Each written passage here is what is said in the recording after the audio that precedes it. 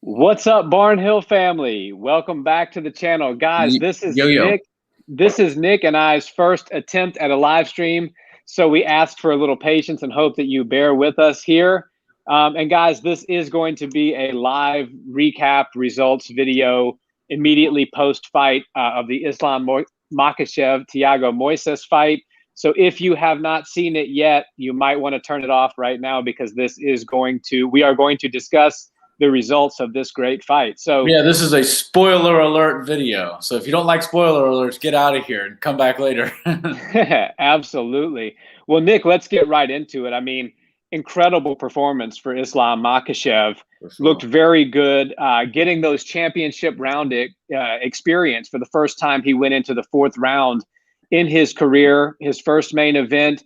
He did exactly what we thought he was going to do. He systematically broke down Moisés, who proved to be a very tough and worthy opponent, and quite frankly, an opponent that I think matched up against Islam about as well as you possibly could, which makes the future opponents for Islam maybe shaking their boots a little bit. Yeah, and there's a lot as far as the intimidation factor when you talk about Islam, because everybody was kind of believing the general consensus that he was being dodged and ducked by everybody. But I feel like now, after people saw him get carried into the fourth round and, maybe, what little holes they might have found in his game, they're willing to try to expose. And they know high risk, high reward in this sport. If they're able to get a win over somebody like Islam, who is well on their way to being a top contender, then that could just insert themselves right there into title contention. It's easier said than done to try to go beat somebody like that. But I do think after seeing it go as far as it did, and Moisés, hats off to him. He did really well. He's a tough guy. There was some great grappling exchanges. He wasn't just completely outclassed like some people were kind of chalking him up to be when it got to the ground. He looked really good down there. Yeah, and of course the better guy won tonight. But I think there's some big fights for him in the future. And then Islam, the door of opponents has opened up a little bit more, I believe.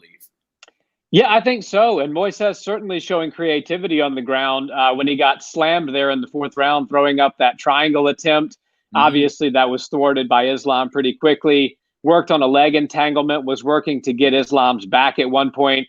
But Islam is just so good at, even when you do get an inch on him, it's so difficult to earn an inch against Islam. And then when you do finally get it, he takes it right back from you, which can be incredibly discouraging as a fighter, especially somebody who's a decorated Brazilian Jiu-Jitsu black belt who ultimately got submitted like Moisés did tonight. I think the main takeaway for me in this fight is there's a lot of similarities drawn between Islam and Khabib, and rightfully so. They're basically like brothers. They both came up in that combat sambo, tough wrestling background. They both train under Javier Mendez currently. They corner each other. They had Khabib's late father in their corner. So obviously they have a lot of similarities.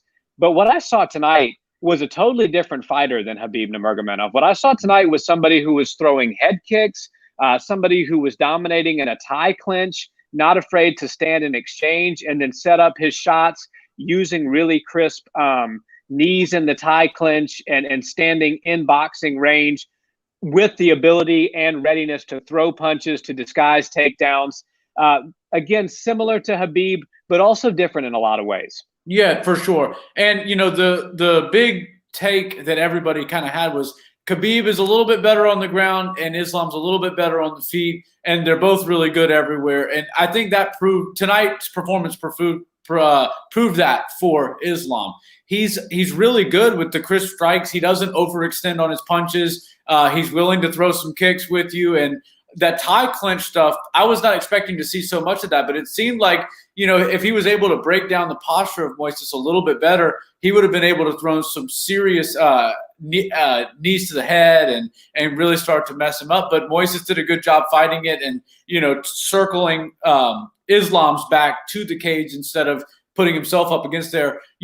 When I watched the first round and even the second round, I was looking for Moisés to get pretty good, like creative with his angles. I was hoping he would move in a circular motion, not just move in a lateral up and down, forward and backwards type of thing. he seemed to kind of get stuck on the wall, and that's not the place you want to be. But he made lemonade out of lemons with that situation, because every time Islam would close the distance on him after some strikes, he would wind up reversing it and put Islam up against the cage. And usually those would wind up going to the ground, and Islam was on the back and in the dominant position for the majority of the ground portions of those rounds. But it was still a super fun fight, super competitive. And I think Moisés really did show us that he's able to, for sure, compete with the best grapplers and maybe potentially compete with some of the best strikers at the 155 division. Certainly at 26 years old, the future is bright for Thiago Moisés. I think no stock was lost in his camp tonight, and he certainly doesn't have anything to hang his head on. No. Again, when a Brazilian Jiu-Jitsu black belt gets submitted, there's no words that you could really put to offer them any condolences in that sort of situation. So I'm sure he's going to be rough on himself, but I think his future is very bright. You talked about cage control, and Islam's spatial awareness, I think, is worth mentioning. He was really good.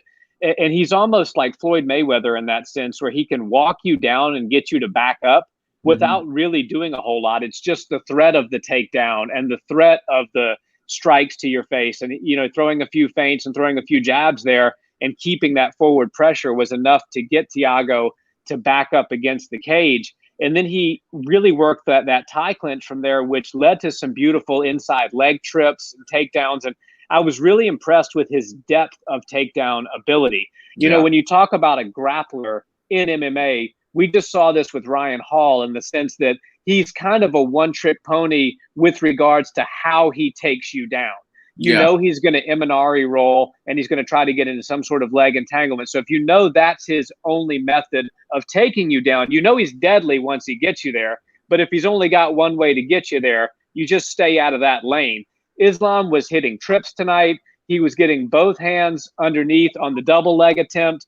I was really impressed with his, not just his grappling on the ground and his advancement of position, but the depth in which he used his arsenal of takedowns to really be successful in that area.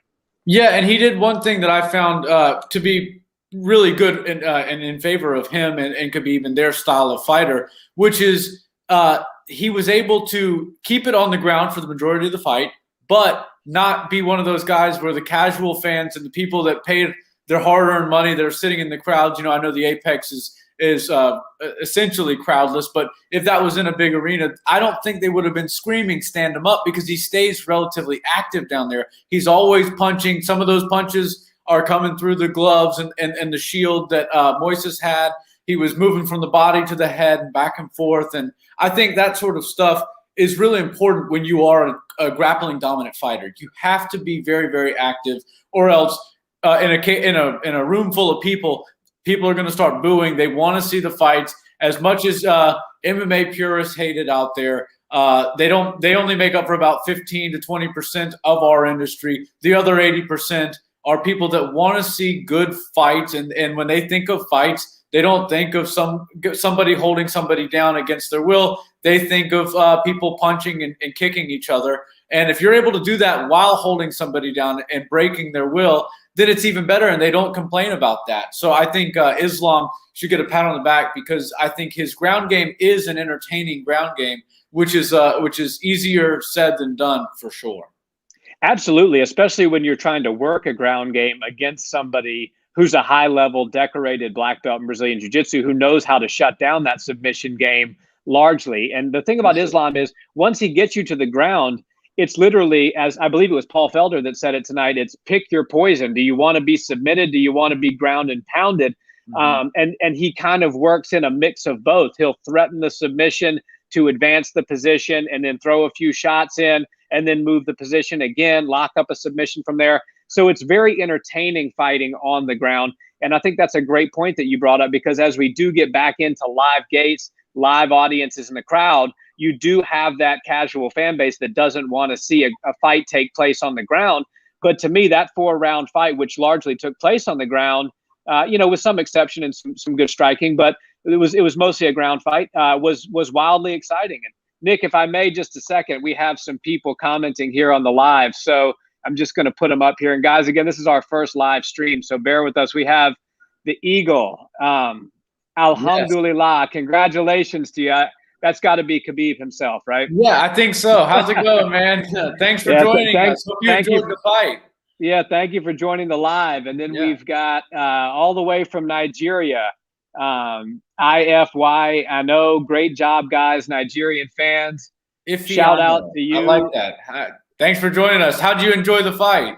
Yeah, we hope you guys enjoyed the fight. And Nigerian MMA is heating up. We hope that we can see a card there in the near future. We got one more here. We got Sports Hub. What is Islam's rank now after this performance? Sports Hub, that's a great question. I mean, he was number 9 going into the fight, defeated number 14. So, conventional wisdom is you kind of stay where you are when you defeat somebody who you're supposed to defeat. But I think this performance here tonight, coupled with the fact that Islam doesn't really not Islam, but the rest of the stable rather doesn't really want to take on Islam.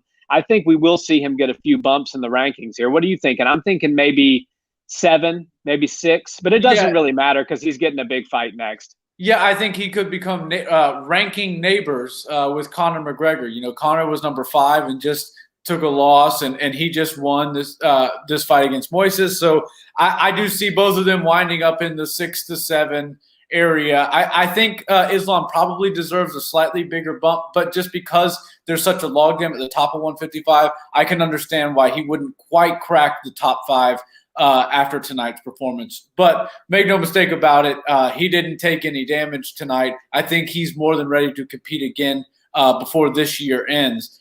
And he'll likely be the favorite in whatever matchup he gets. I do hope that he's not the higher-ranked fighter in his next fight. He did call out RDA. RDA is not one to turn down anybody. He's a guy that's been bouncing back and forth from the 2 hardest divisions in all of mixed martial arts, not just in the UFC, but currently and, of all time. This 155 and 170 right now is murderer's row, and RDA has not, turned anybody down at all. So I think a fight between these two, it was supposed to happen before.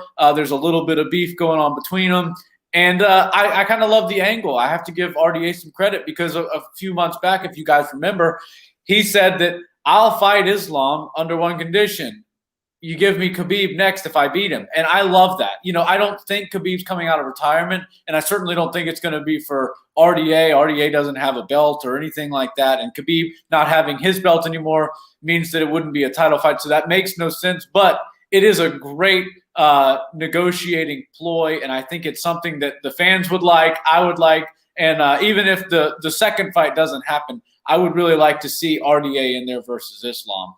Yeah, and I think Islam really seized the moment, and I want to congratulate him on, kind of taking the temperature of the landscape and the way that things are. And, he realized the person that interviewing him was Paul Felder. Yeah. And he said, Paul, you took a fight with RDA on 2 weeks' notice. Why can't this guy fight me on 3 months' notice? I thought that was a beautiful call out.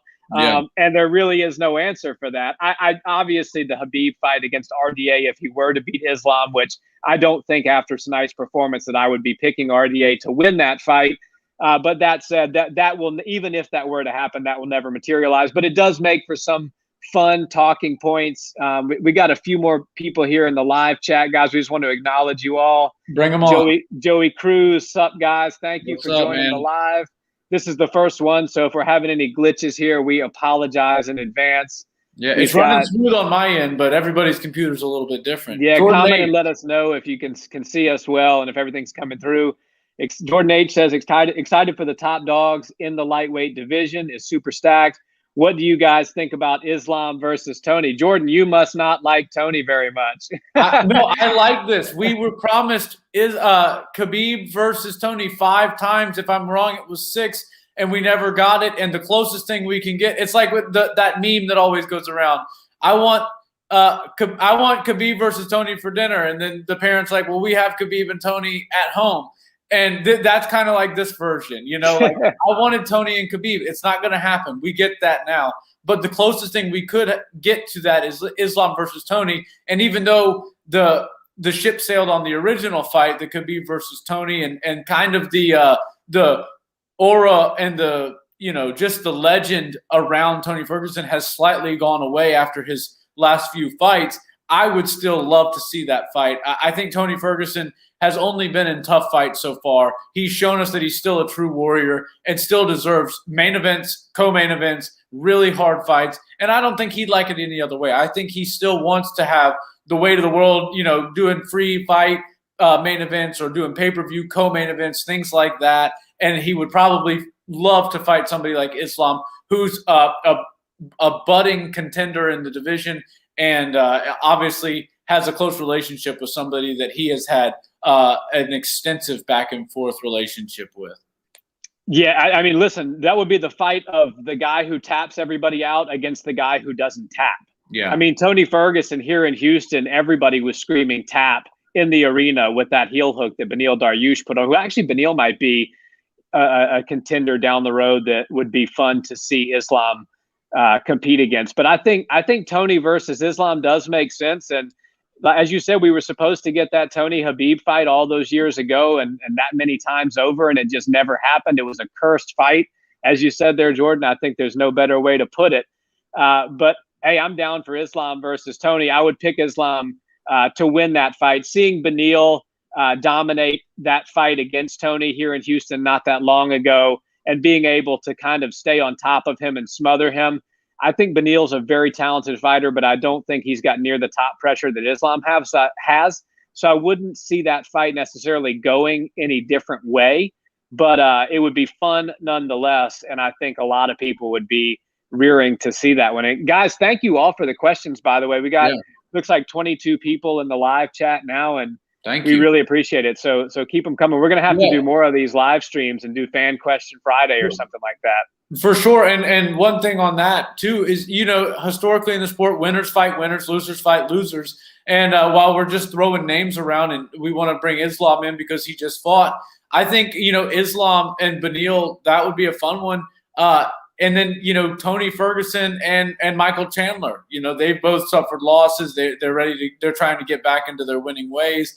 I think that's a fight. The UFC is obviously trying to put a little bit of steam behind Michael Chandler. They like him, and I for all the right reasons. He's a good guy. I think he's a good top contender. I wouldn't mind seeing that. I think he'd probably be a favorable matchup for Tony. But Beneil Dariush is no punk on the ground either, clearly, and he's really good with his striking as well. So I think that would actually be a really good fight. Beneil kind of deserves somebody ahead of him, but Islam is kind of one of those unsigned heroes of the division, right? Like he's the king without a crown, right? Everybody knows just how tough he is. Nobody really wants to fight him, but if you're willing to go in there with him and duke it out, then you kind of get all the props in the world, and you get a serious bump if you are able to beat him. Yeah, absolutely. And, everybody complained that Chandler came right into the situation and got a title fight in his second fight. So what better way to make Michael Chandler pay his dues than having to fight Islam Makhachev? If you want to prove you're really up there with the UFC's elite, that solves Islam's problem of not getting a highly ranked opponent who's very skilled and possesses some threat to Islam. And that would also make Michael Chandler get his, what we call, baptism under fire, and really see if he's up to snuff with the UFC's top guys. Yeah. So we've got a couple more questions that came in. Joey Cruz, thank you for the question. What happens with Jeremy next? Who the fook is that guy, Mr. Jeremy Stevens? I think he just got submitted by a younger, better fighter tonight. John Anik was saying in the I guess when they were walking out to the cage that Jeremy's got 34 fights inside the UFC's octagon, and he anticipates that he will be the first person to eclipse 40. So I don't think necessarily that Jeremy is going anywhere. 55, he did look a bit undersized to me, but I don't know. What was your take on that one, Nick?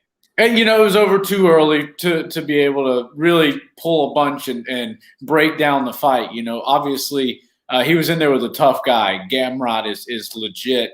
And, Jeremy has kind of made a name for himself. I know he was, played with the who the fook is that guy from Connor, but he is a big name. And if you're an MMA fan, if you've been watching the sport for a while, you know exactly who he is, exactly how dangerous he is. And he's a very fun fighter, fan favorite, always getting those fight night bonuses.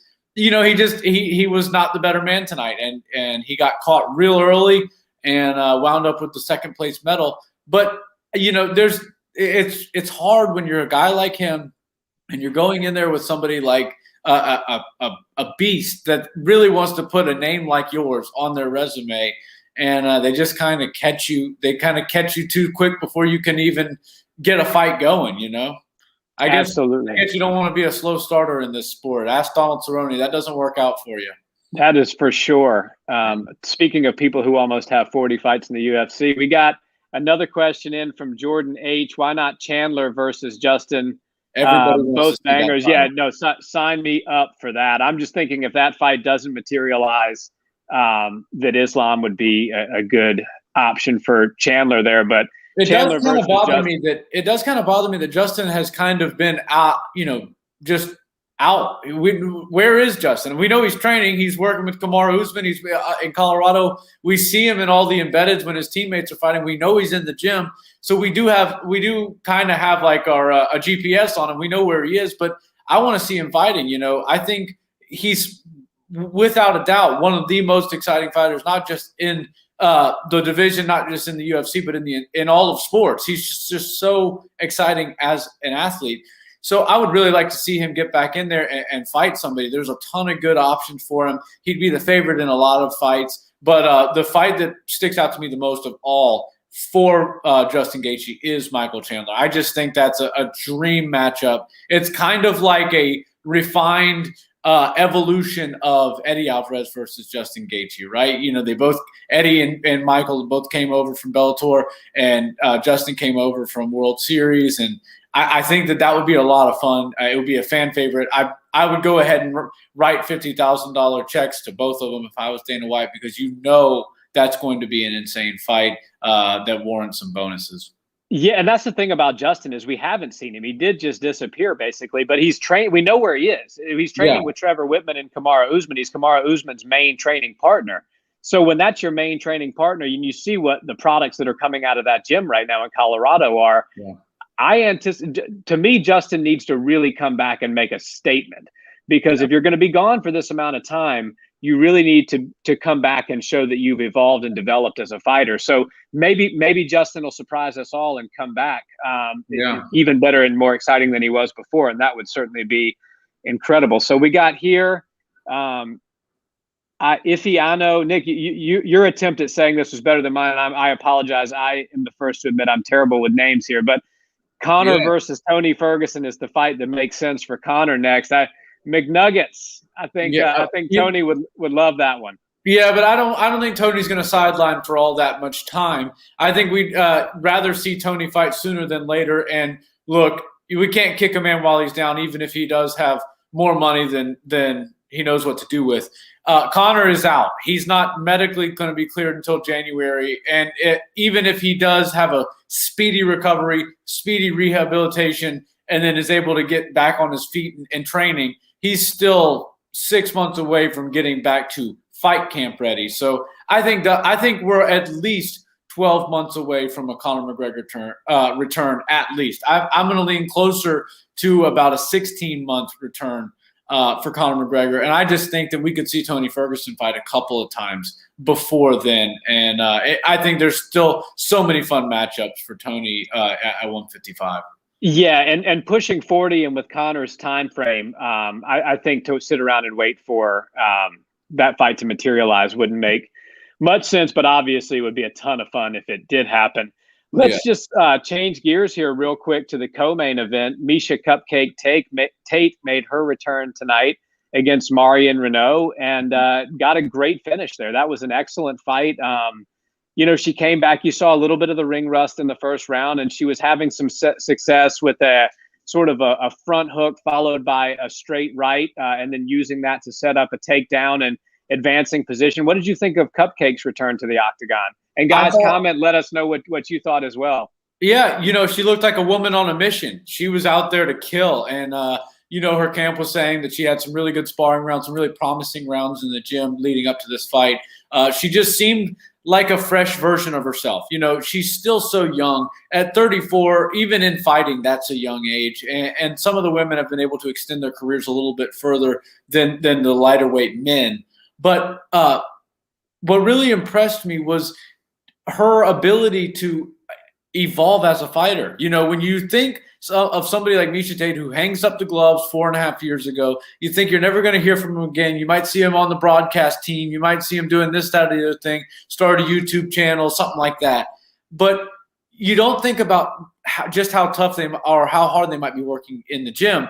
And she's clearly been working hard. Obviously, she took a couple of years and probably took her oars out of the water, maybe did 1 a days instead of 2 a days. But make no mistake about it, she's gotten much better. And I think this version of her is going to be dangerous for a lot of females. And she's like a ghost of UFC's past. Like she's back, and now she's ready to wreak some havoc on some of the girls. And I think she's evolved with the sport, even though she wasn't technically a competitor in the sport. She has certainly evolved with the girls, and I think she'll be able to hang with some of the top caliber girls. Yeah, and I think if nothing else, she at least brings some excitement back into the division, right? Yeah. Because we know that the women's 135 and women's 145 is extraordinarily top heavy with the Lioness. And as I see a comment rolling in here, Doug Smith, she looked good against a 44-year-old on the way out. Sorry if I don't sound so enthused. I do feel that. I get that, and the level of opposition, somebody on a 4-fight losing streak. So it really is not a true test temperature check, if you will, of how good Miesha is. But again, she just had a child a year ago, so it will take her some time to get back into the swing of things. She beat the person that was in front of her, and she did it well. So I'll give her credit for that. Yeah, and Marion Reneau, they did her right. This was her last fight. She was retiring going into this win, lose, or draw. She got to fight a big name girl, going out on a high note, going out on a co-main event. It didn't go her way, but those are some really awesome things that not a lot of people get to do at the tail end of their career, especially not late or halfway through their 40s. So I think they threw her a bit of a bone, and they also in turn threw Miesha a bone, because it wasn't as competitive of a fight as we probably could have thrown Miesha right back into. But it was a co-main event slot. It was 3 rounds instead of 5, so she could get her feet wet.